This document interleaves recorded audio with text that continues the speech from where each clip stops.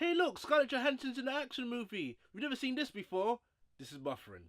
Ghost in the Shell! Let's get down to it. Set in the near future, Major, played by Scarlett Johansson, is the first of her kind. She has a human brain and a robotic body, which makes her the perfect soldier to take down the world's most dangerous criminals. So let me firstly say that I haven't seen Ghost in the Shell, the original anime movie, so I can't really tell if this stays true to the source material. So this review is mainly for people who are just the average moviegoer. Let me start by saying this movie looks beautiful.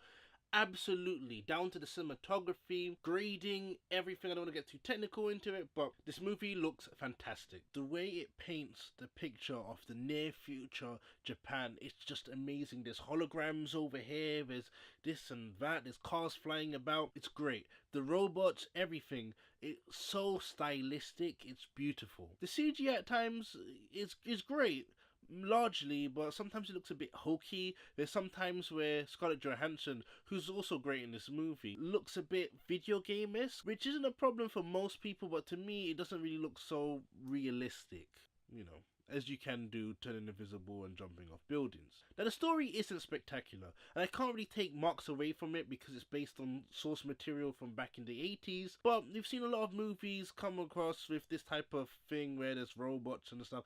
A lot of the twists and turns you see coming. Now I'm not faulting the story, I'm just faulting the fact that it took 30 years for it to reach Western cinemas in a kind of live action form. On the other hand, this movie is really slow. It seems like there's a lot of style but not a lot of substance. The story is good.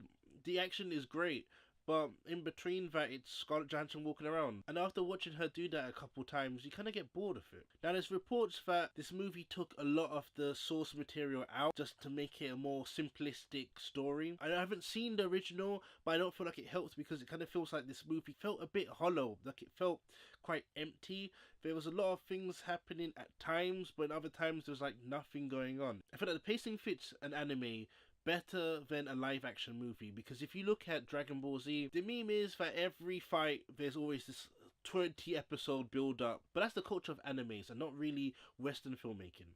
And I have just one more gripe with this movie. It's mainly the dialogue at times. Now, you know, in every movie there's always that scene where they say the title. They say Ghost in the Shell far too many times to the point where it's just like, okay. Oh, you're the ghost in the show. Oh, the ghost in the show. Remember the story of the ghost in the show. Ghost in the show. Ghost in the show. Ghost in the show. Ghost in the show. Okay. We get it. Can you just word it in a different way? Could you not say that your mind is still in this machine or something? Why do we have to keep saying ghost in the show? It just feels really cringy at that point. But the action, though, top notch. The action is so good at times. The action is so good where she's running up on walls and it's in slow motion and stuff. The action is breathtaking. If there's anything about this movie, the action. That's it. So all in all, Ghost in the Shell is a good movie. It's very stylistic with some really cool and interesting action scenes. However, there's far too many visuals and it's kind of more style over substance. Also, there's a lot of actresses that can do action that don't have the last names Johansson, Theron, and Lawrence. Just saying. However, if you like this movie, dislike this movie, or just this movie, leave a comment down below and don't forget to like and subscribe. And until next time, this is buffering out. I'm gonna try and get my ghost out of my shell, whatever that means.